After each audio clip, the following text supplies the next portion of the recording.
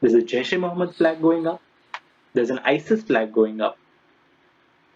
So when you're supporting these protests, when you're supporting these protesters, these stone pelters, really introspect and think what they stand for and what you stand for with them. Hashtag stand with Kashmir.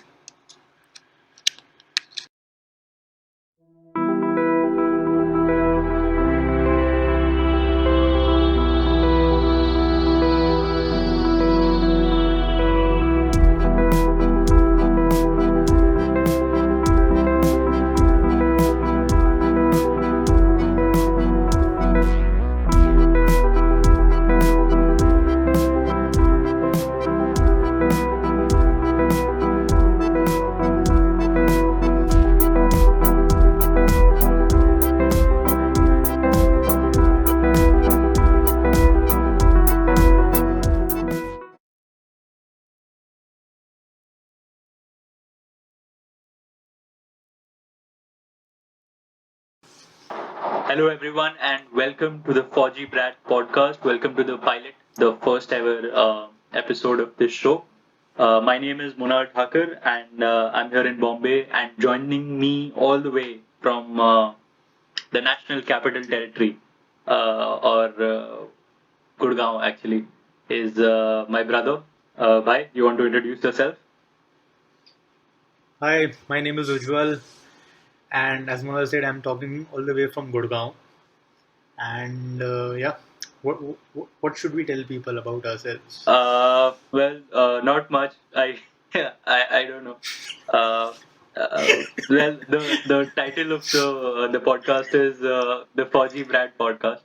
So I guess what we can tell them is that what a Fauji Brat is, and Fauji Brat basically is a kid of an armed forces personnel, and our dad served for 35 years in the Indian Air Force, and that's why we both are Fauji Brats. We grew up around living up in stations and cantonments and saw a life which is kind of pretty different than what most people, most civilians do in the rest of India. And uh, which gets me on to the next part is why we started this podcast. So, by for me, I think there were 3 points. I think in this very year, which when I got thinking about it, why how we eventually came to this podcast, uh, that came to my mind. Three inflection points, basically. The first point was Balakot. When it happened, I was really astounded by the military illiteracy of people in our country. The next second point was the 2019 Lok Sabha elections, which really showed me the political illiteracy of most of the people in our country. And third was the repeal of Article 370, which, as the viewers already know, is the topic of today's podcast, because that really showed me the historical and societal illiteracy of.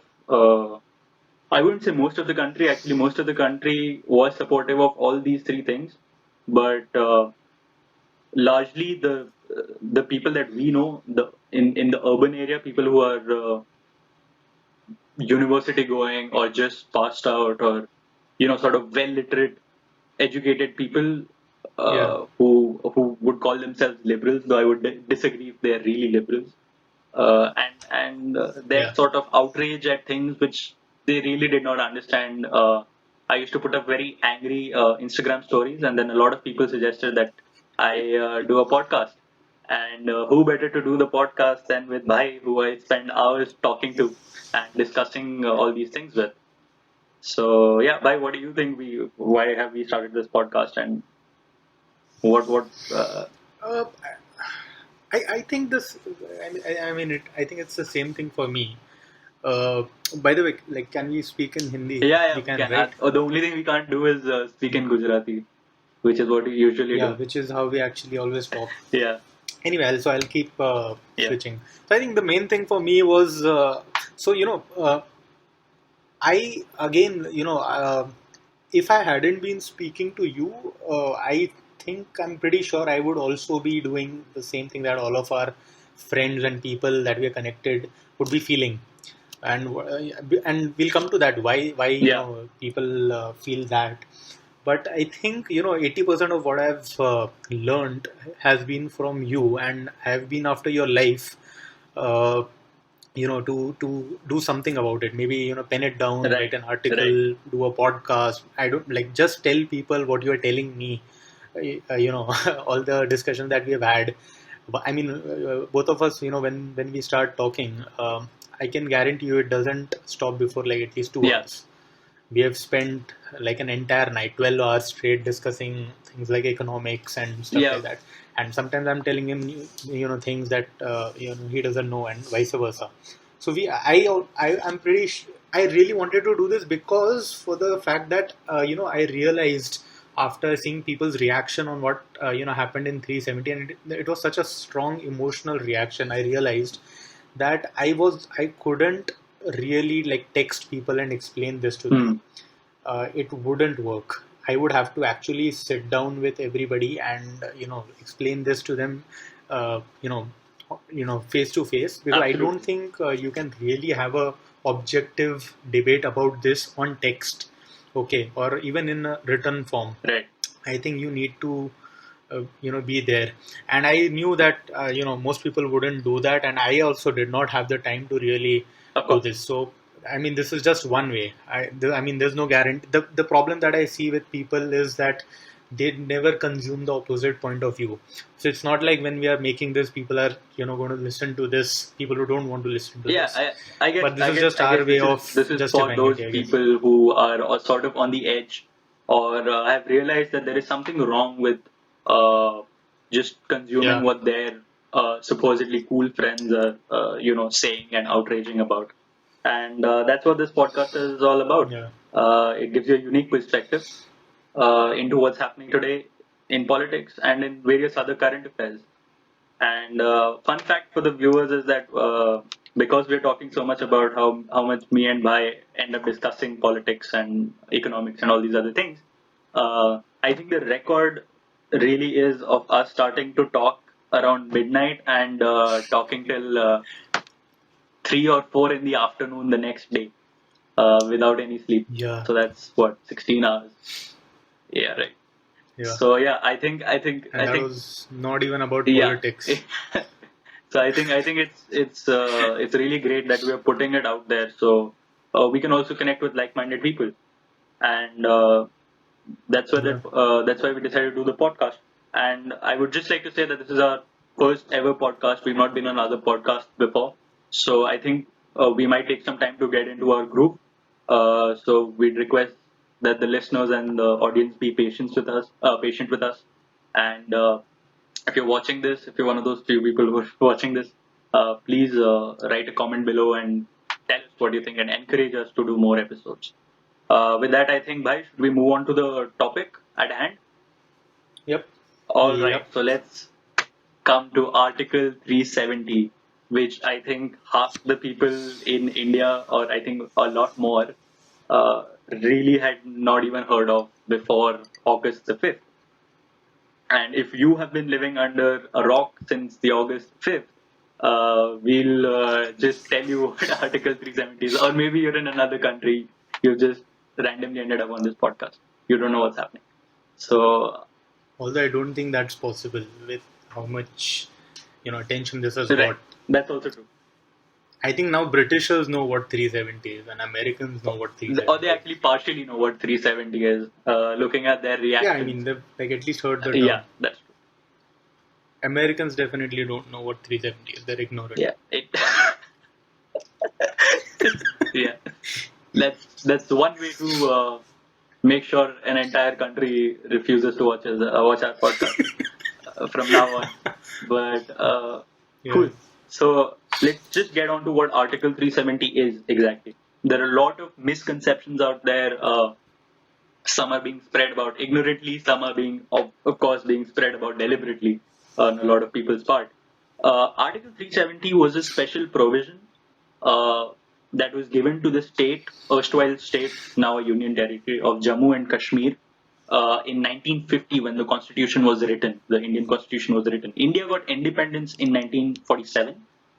The article and came in with the Constitution in 1950.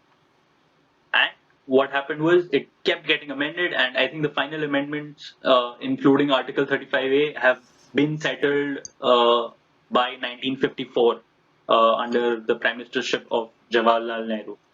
Now, what was Article 370? We'll get into the history and the myth busting of it later, myth busting of the topics around it later.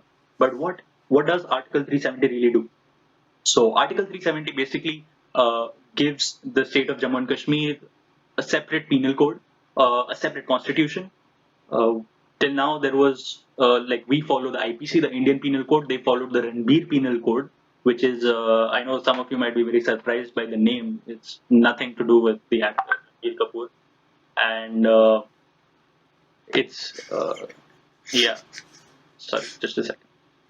It's actually named after Maharaja Ranbir Singh of Jammu and Kashmir. And this also means that the constitution, which rarely got amended or very few changes were brought, carried on a lot of colonial Dogra laws from that time. A couple of them were really disadvantageous to the majority of the population, such as women, as a lot of you would know or must have heard of over the last 10 days.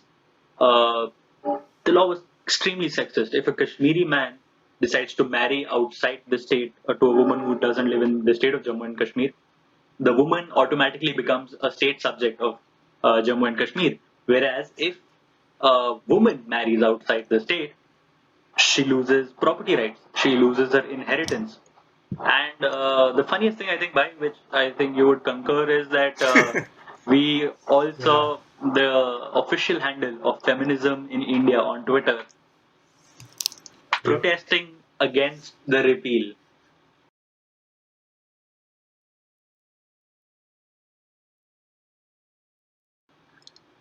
It just blows my mind how people go about doing those kind of things. But I think we'll come to that later Mm. about the collective meltdown of what just happened. The other people that the law disadvantages. Uh, you might not know this. In 1957, people of the Valmiki Samaj, the Dalit Samaj, were brought from Punjab to Jammu and Kashmir because there was a strike for cleaning workers, for sweepers, and they were brought in to replace them. And they were promised citizenship in the state of Jammu and Kashmir, which never went through. And a draconian law basically makes sure that because of that, they cannot do any other job in the state of Jammu and Kashmir. So, for example, if you study to be a doctor, you can't practice your to be a doctor in the state of Jammu and Kashmir. You'll have to be a sweeper. And I read a case example of this lady who I think was a sportswoman, an athlete, and after bringing laurels to the nation, she could not be given a government service in the state of Jammu and Kashmir, her home state, because she belonged to the Valmiki Dalit Samaj, and instead, the only job they could offer her was to be a sweeper.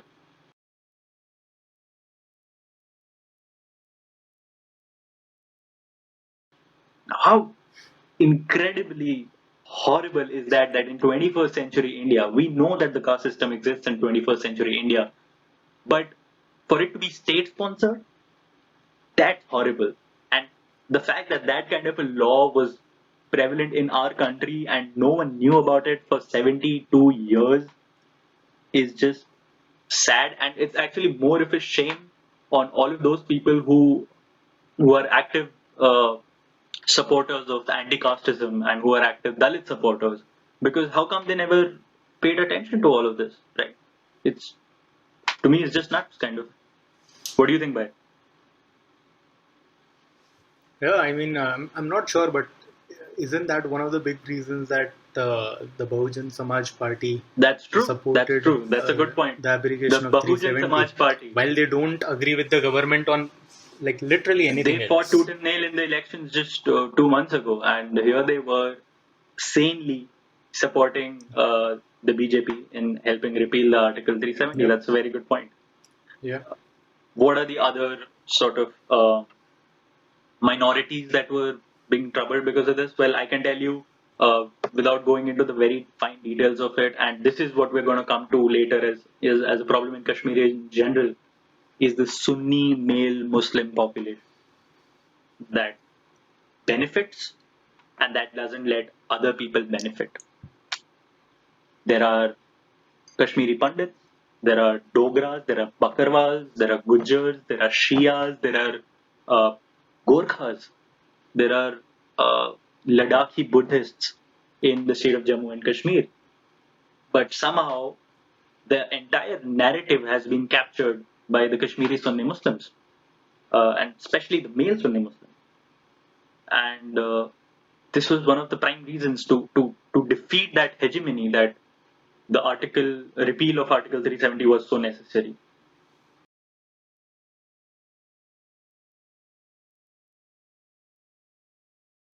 Now we're going to go into how the government went about planning. This is kind of the brilliance of the two new players one new player and one veteran in the Lok Sabha, Narendra Modi and Amit Shah. How they went about doing Article 370. It is said that Amit Shah has started asking for survey maps of the state of Jammu and Kashmir from the archives from British time as soon as they won in 2014. And many believe, I was reading this brilliant article by Abhijit Ayar Mitra about how they've actually slowly and gradually planned this whole thing to strike at the right time. And the right time was, of course, now when they have won an even bigger majority than 2014 and they're right into their second term, just 2 months into their second term, and have their whole second term to sort of, cement the position that they have taken on the repeal of Article 370. And another benefit that they have is that there is no state government in Jammu and Kashmir. But is that really a benefit, or is that something that they engineered? Well, I mean, yeah, that's basically. So yeah, I mean, I guess we'll never really know until someone discloses Amit Shah writes his Amit Shah writes his autobiography, Yeah. or Narendra Modi writes his autobiography, Yeah. And long after things are settled But down. the reason why I'm asking you this is because you were one of those first people. I don't know if you said it jokingly, but you did say to me that this whole PDP and BJP alliance is a sham. Yeah. I mean, I did say that, but obviously I don't have any internal information. It was purely based on gut. It was really hard for me to make sense of why they would join with somebody like PDP. I tell you, I think one of the major reasons is to I think what they publicly have said is that what Ram Madhav, the General Secretary of BJP, has publicly said is that they wanted to show that BJP can form a government there.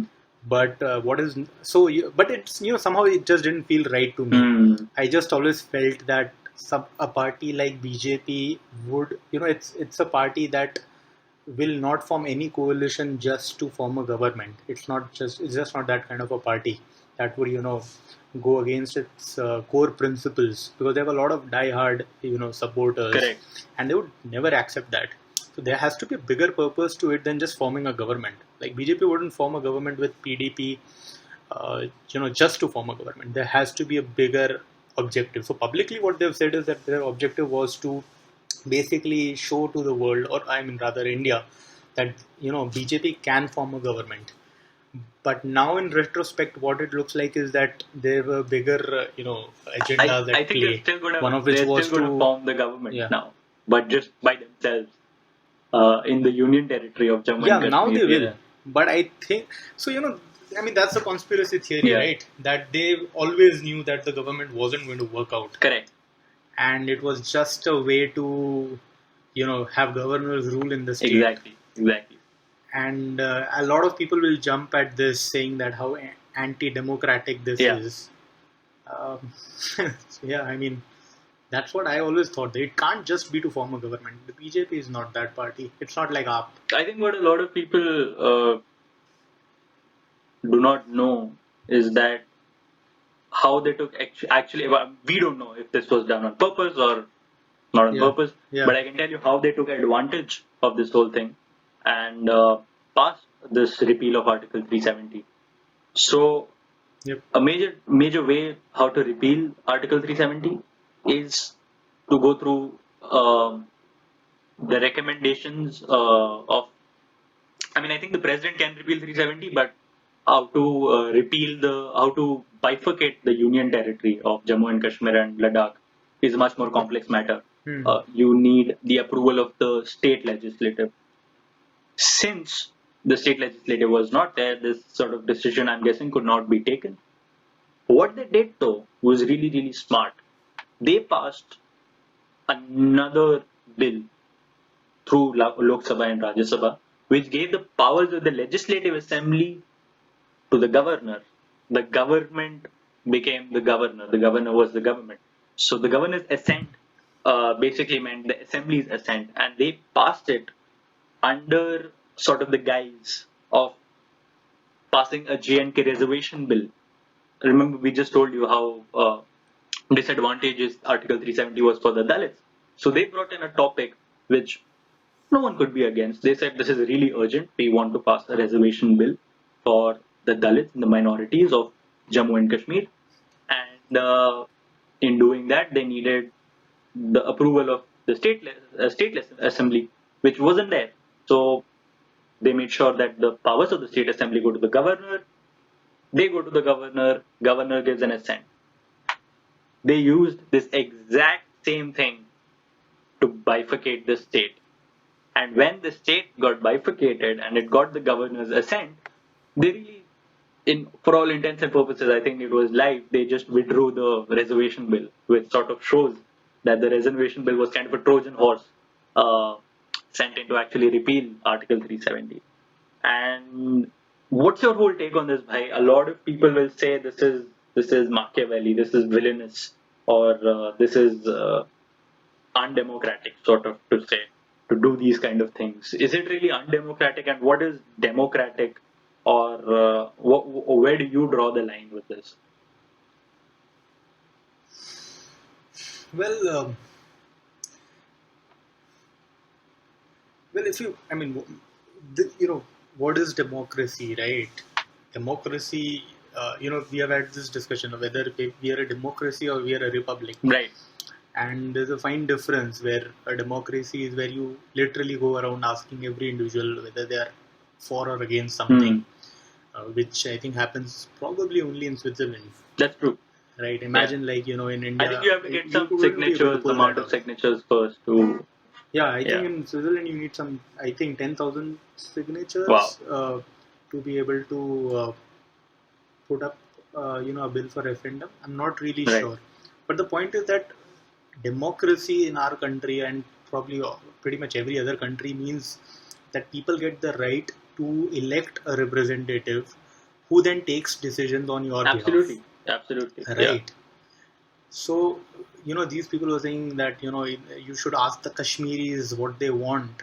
Well, Kashmir voted for BJP also. People forget that they just, in the Lok Sabha election that just happened a couple of months back, Jammu and Kashmir also voted. They voted for this government. BJP, that was the most surprising thing for me, that literally everybody that I've come across since this whole debate does not know that BJP won 3 out of 6 seats in Jammu and Kashmir. Even I was really surprised. They won 2 seats in Jammu and 1 in Ladakh, and all the 3 seats in the valley went to the national conference. Yeah. And barely no one knew it. But it's also not surprising because people don't really understand what J&K is.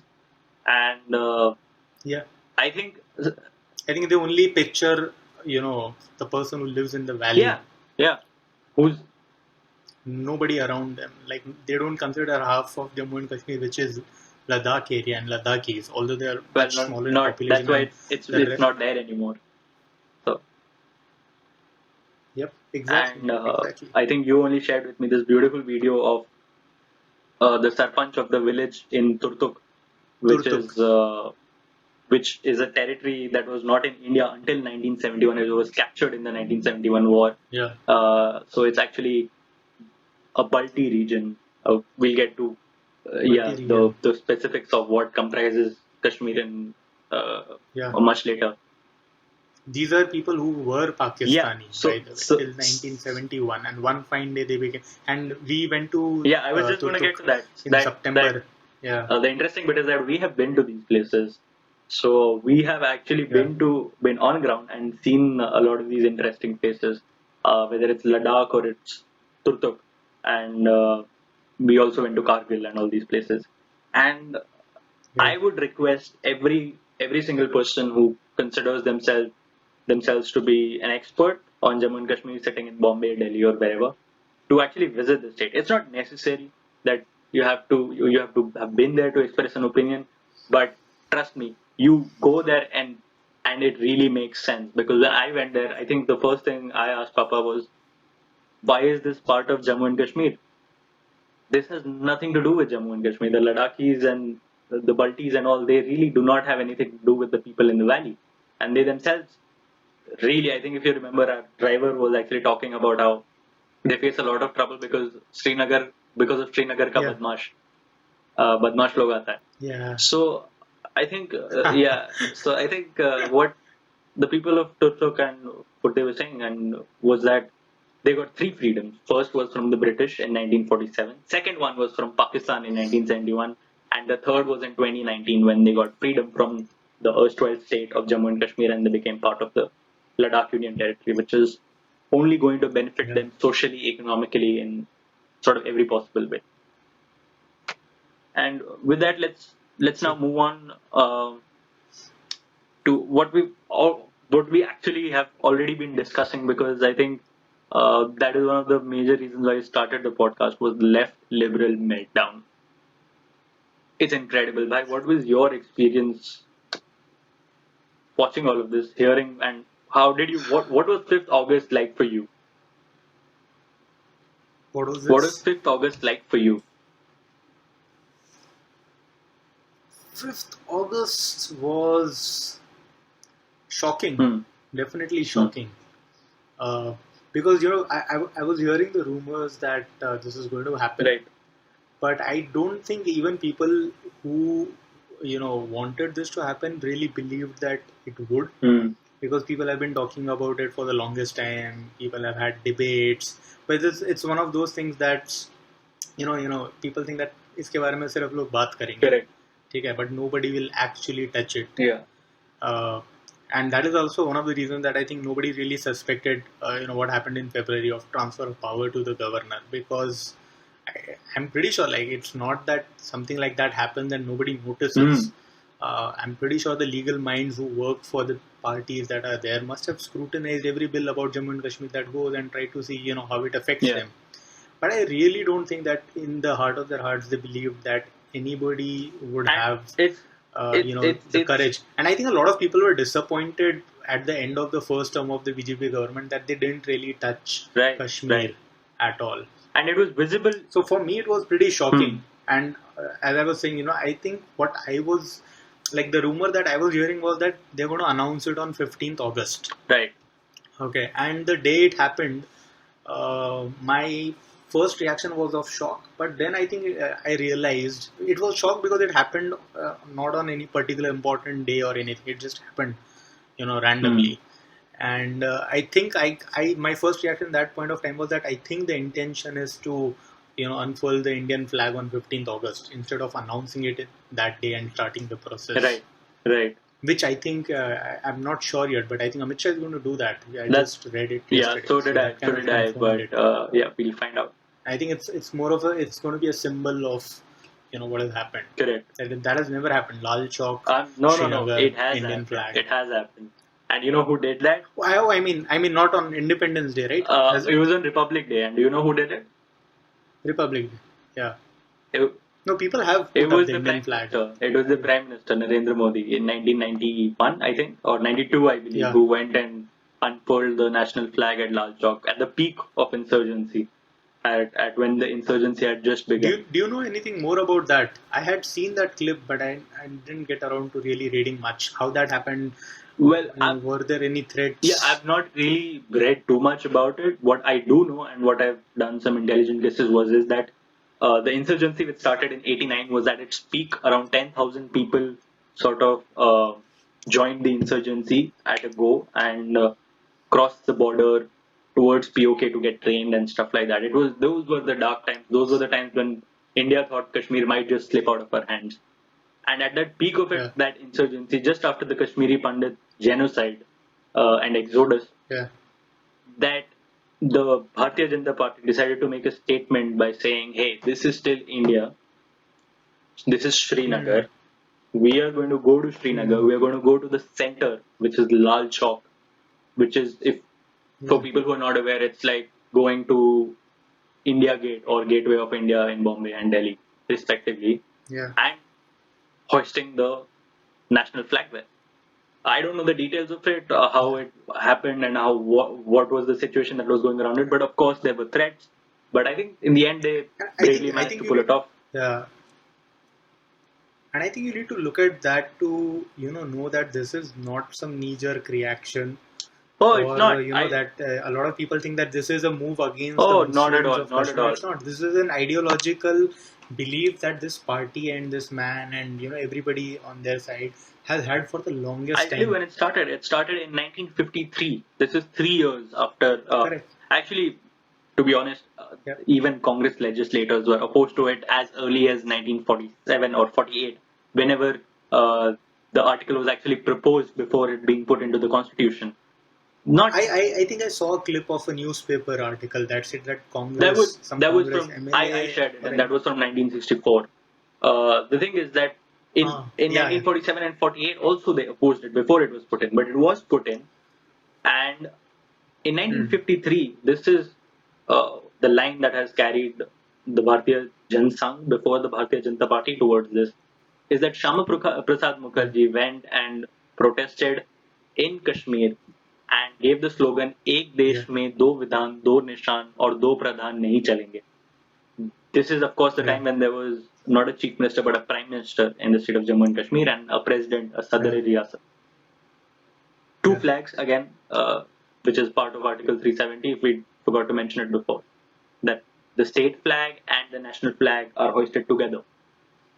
So एक yeah. देश में दो विधान, दो constitution, दो प्रधान, दो prime minister and दो निशान, two flags नहीं चलेंगे.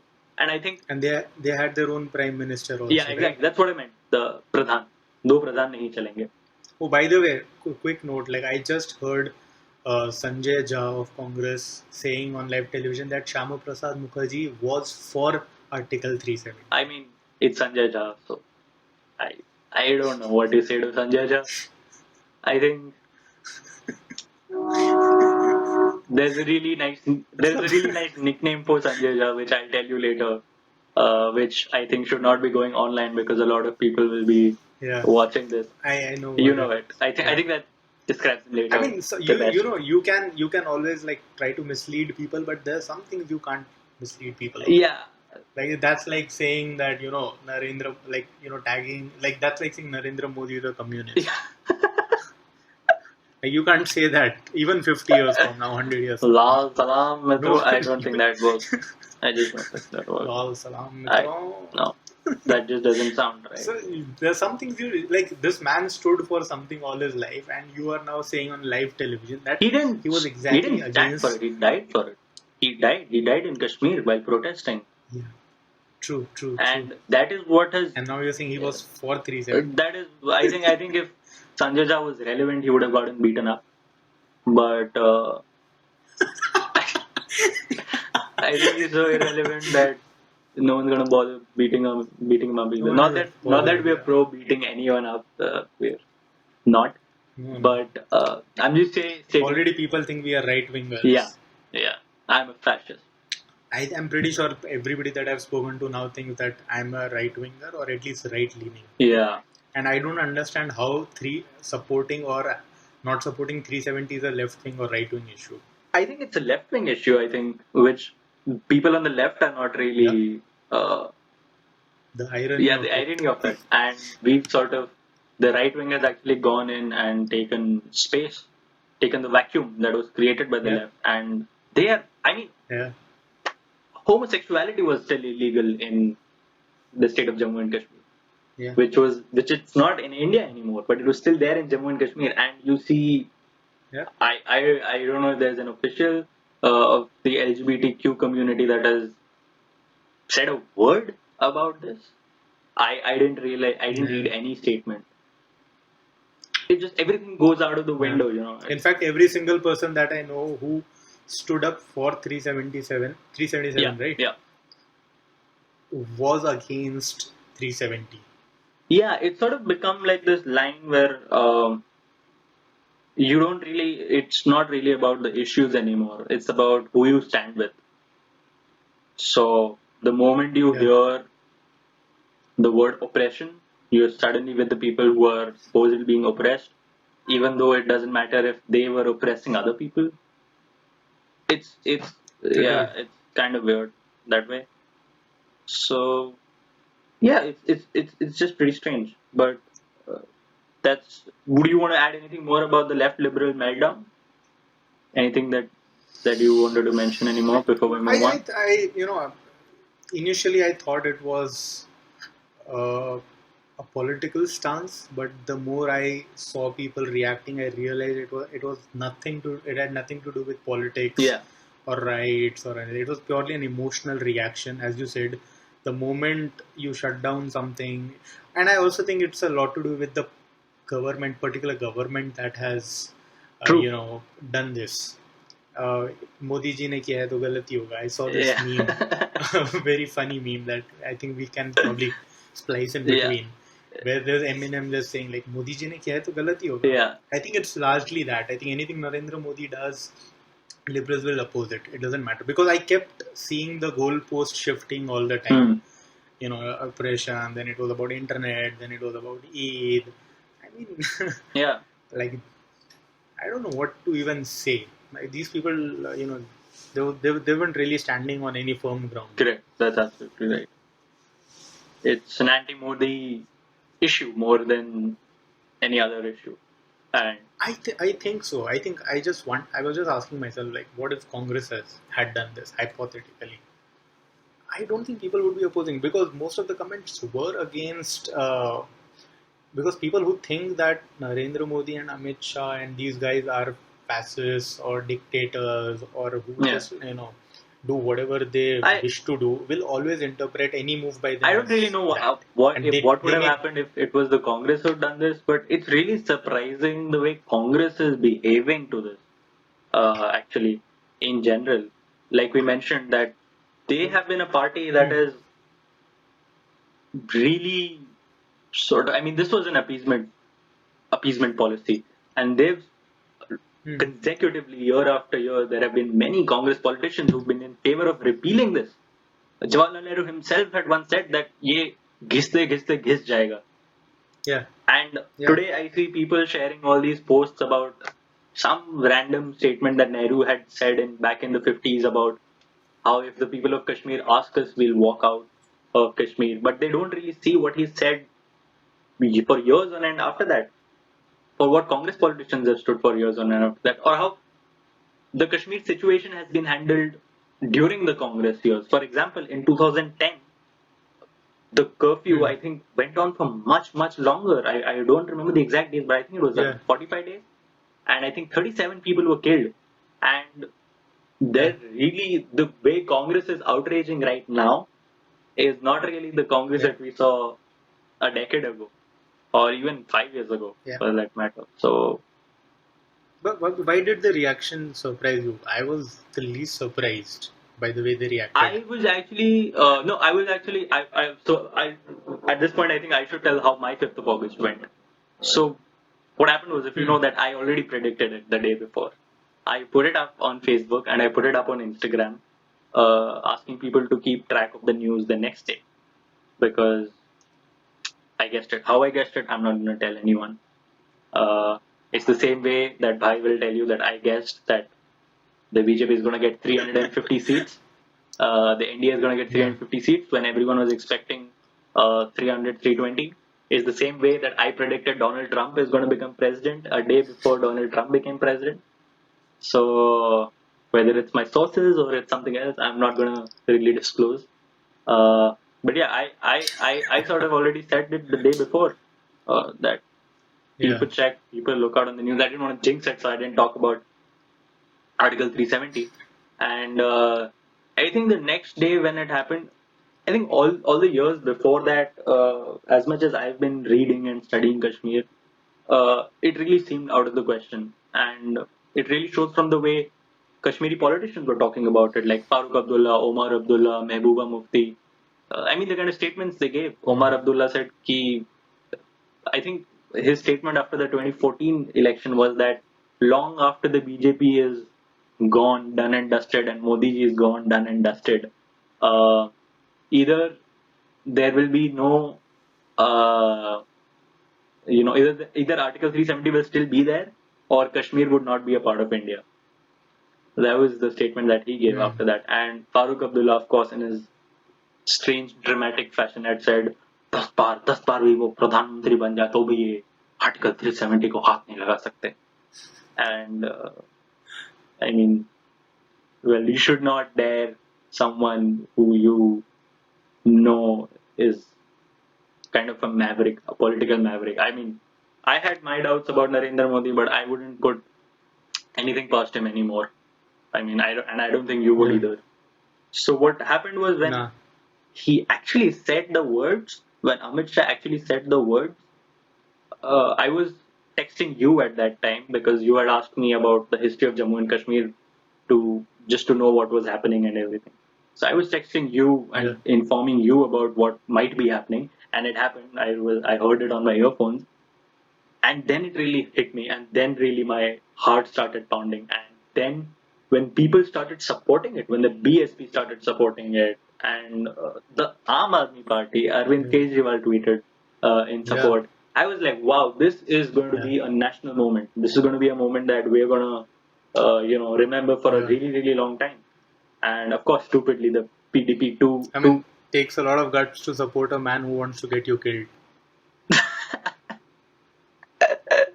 For those who don't know, I think everybody knows. I don't think a lot of people know. Bhai is referring to Arvind Kejriwal alleging that the BJP is trying to kill him.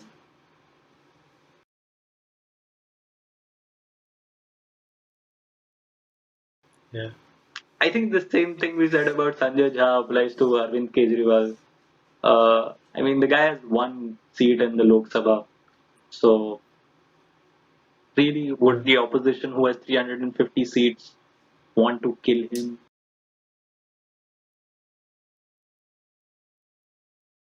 At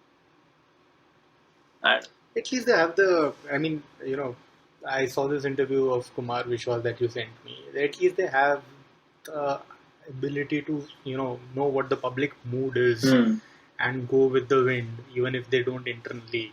They might. Yeah, of course, the 2020 elections are. Even does not have that. Yeah, the 2020 elections are coming, and for Delhi, and of course, that's what Arvind Kejriwal is doing. If they had gone against this, they would have been done. They would have been done. Oh, I think they would have been done. I think I saw a recent report where it says that Arvind Kejriwal is going to introduce patriotic curriculum in the syllabus of Delhi government schools. So I'd actually say I, as someone, as my first vote in my life as an 18-year-old was I gave it to Aam Aadmi Party in the 2015 Delhi elections. And what can I say? I mean, at least now you regret it. I don't know if I regret it, but now I know that at least they don't even take a stand to whatever they believe in, and basically they're trying to go with the wind, so to speak, of course. Yeah. So yeah, but I'm glad. But yeah, anyway, I'm glad it worked out. Let's not talk about that. Yeah, much. I think we need a separate episode to just talk about the whole Aam Aadmi Party nonsense. Yeah. But yeah. I think, before we move on from this left liberal military, I think the summary for me was these all these people who have an education. It was mostly people of our age who have this image in their head that the Kashmiri, first of all, is basically the person who lives in Srinagar. Nobody else is a Kashmiri. That picture just does not come into their head. The people who live in 6 districts. It's Srinagar, Yeah, actually, Kupwara. it's not completely the I same. don't know all the Yeah, names of the districts, but it's Shopian, yeah, Badgam, Anantnag, Baramulla, all yeah, these 5 6 yeah. districts where They are they are Kashmiris. Kashmiris. Yeah, They will never imagine a Ladakhi as a Kashmiri person. yeah, Okay, and the other image that comes to them is that these are, innocent people who have been mistreated yeah, since yeah. independence. I've had people tell me that, we made a promise to them and we have backstabbed them Let's on just their get one thing promises. straight first of all. What makes Kashmir so unique? I just don't get this whole thing where Kashmir is treated as like a nation state or something of that sort. It really does not make sense. Yeah, Gujaratis, Marathis, Orissa, Bengal, Tamil Nadu, yeah, Kerala, they are all ethnicities.